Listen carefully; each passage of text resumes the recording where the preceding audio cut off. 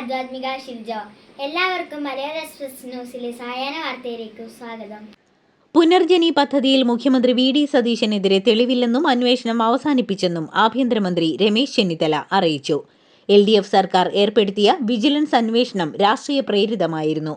തെളിവ് കണ്ടെത്തിയിട്ടില്ലെന്നും ആരോപണങ്ങൾ അടിസ്ഥാനരഹിതമാണെന്ന് കണ്ടെത്തിയെന്നും രമേശ് ചെന്നിത്തല പറഞ്ഞു.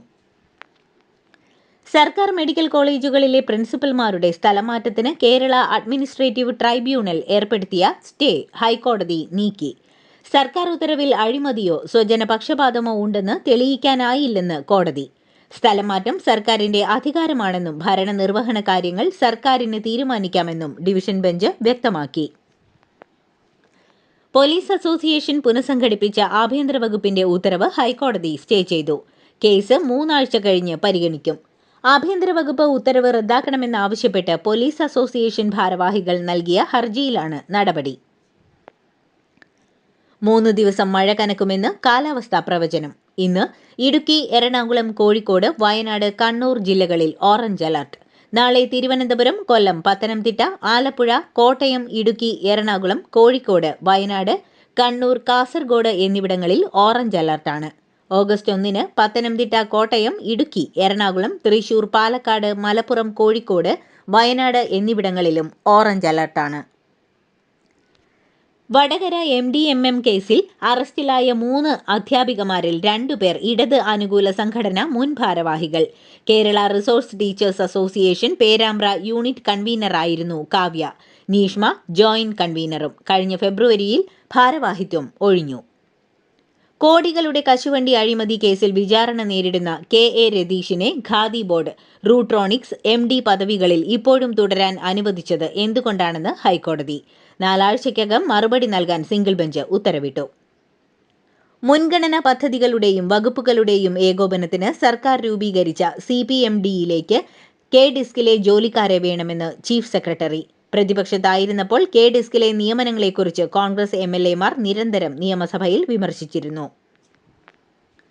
നിയമസഭാ തെരഞ്ഞെടുപ്പിൽ അയ്യപ്പ സംഗമവും വെള്ളാപ്പള്ളിയെ കൊണ്ടു നടന്നതും സ്ഥാനാർത്ഥി നിർണയവുമെല്ലാം LDFന് തിരിച്ചടിയായെന്ന് മുൻ speaker AN Shamseer.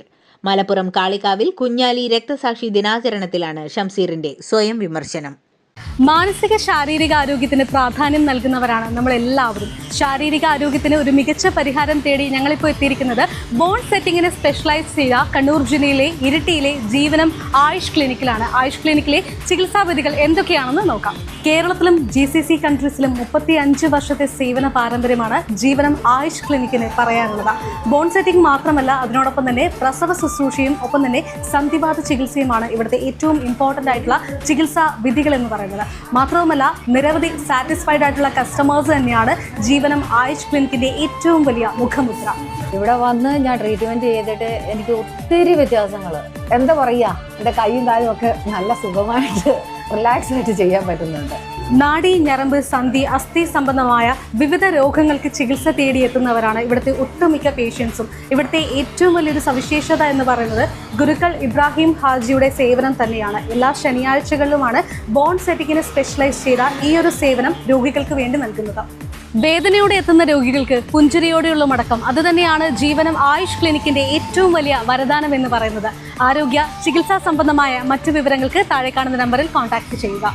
PD Satheesan നിരന്തരം വസ്തുതാവിരുദ്ധമായ കാര്യങ്ങൾ പറയുന്നുവെന്നും ഇരിക്കുന്ന പദവിയുടെ മഹത്വം മനസ്സിലാക്കുന്നില്ലെന്നും പ്രതിപക്ഷ നേതാവ് പിണറായി വിജയൻ.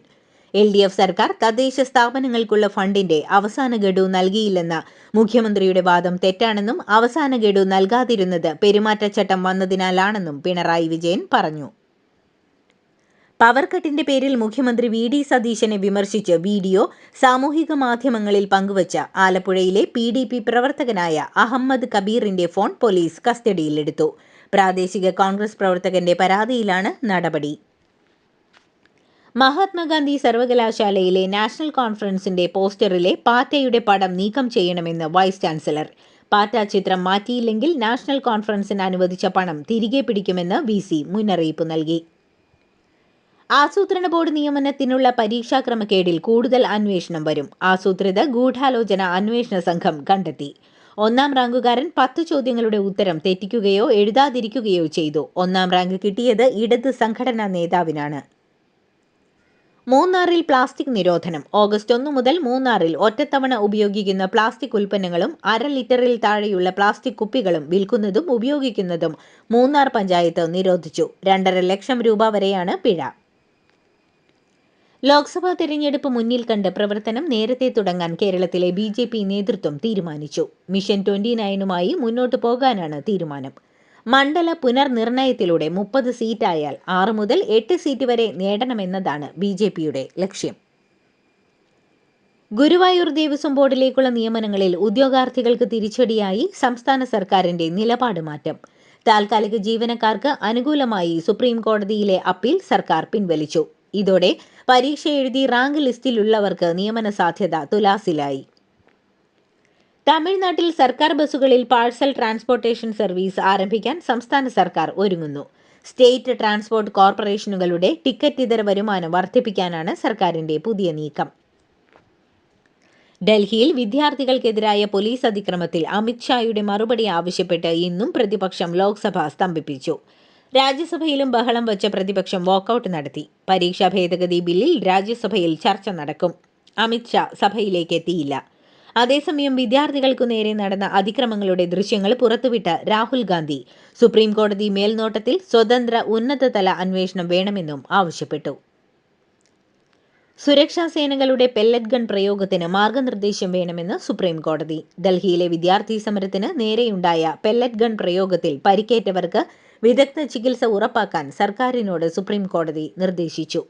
സമരക്കാർക്ക് നേരെ പെല്ലറ്റ് ഗൺ പ്രയോഗിച്ച ജവാനെതിരെ CRPF കേസിന് അനുവാദം നൽകില്ല. മാനദണ്ഡങ്ങൾ പാലിച്ചാണ് നടപടിയെന്നാണ് CRPF ആഭ്യന്തര അന്വേഷണ റിപ്പോർട്ടിലെ കണ്ടെത്തൽ.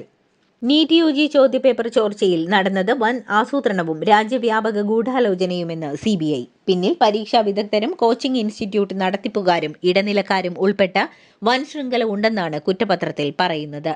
ഡൽഹിയിലെ റൌസ് അവന്യൂ കോടതിയിലാണ് കുറ്റപത്രം സമർപ്പിച്ചത്. ഓഗസ്റ്റ് 3 തീയതി കേസ് അതിവേഗ പ്രത്യേക കോടതി പരിഗണിക്കും. നീറ്റ് പരീക്ഷാ ക്രമക്കേടിനെതിരായി CJPയുടെ നേതൃത്വത്തിൽ ഡൽഹി ജന്തർ മന്ദറിൽ പ്രതിഷേധം നടത്തിയവർക്കെതിരെ പ്രയോഗിച്ച പെല്ലറ്റുകളിൽ ലോഹങ്ങളും. പെല്ലറ്റ് ഗൺ പ്രയോഗത്തിൽ പരിക്കേറ്റ് ആശുപത്രിയിൽ പ്രവേശിപ്പിച്ച ഒരാളുടെ ശരീരത്തിൽ നിന്നാണ് ഇവ കണ്ടെത്തിയത്. പഞ്ചാബിലെ ചോദ്യപേപ്പർ ചോർച്ചയെ ചൊല്ലി AAP സർക്കാരിനെതിരെ BJP പ്രതിഷേധം. ആം ആദ്മി പാർട്ടി ആസ്ഥാനത്തേക്കുള്ള മാർച്ച് ഡൽഹി BJP അധ്യക്ഷൻ ഹർഷ് മൽഹോത്ര നയിക്കും. പശ്ചിമ ബംഗാളിൽ മുൻ ബസ് ഡ്രൈവറുടെ വീട്ടിൽ നിന്ന് നോട്ട് കൂമ്പാരം കണ്ടെത്തിയ സംഭവത്തിൽ പണത്തിന്റെ ഉറവിടം തേടി പോലീസ് അന്വേഷണം.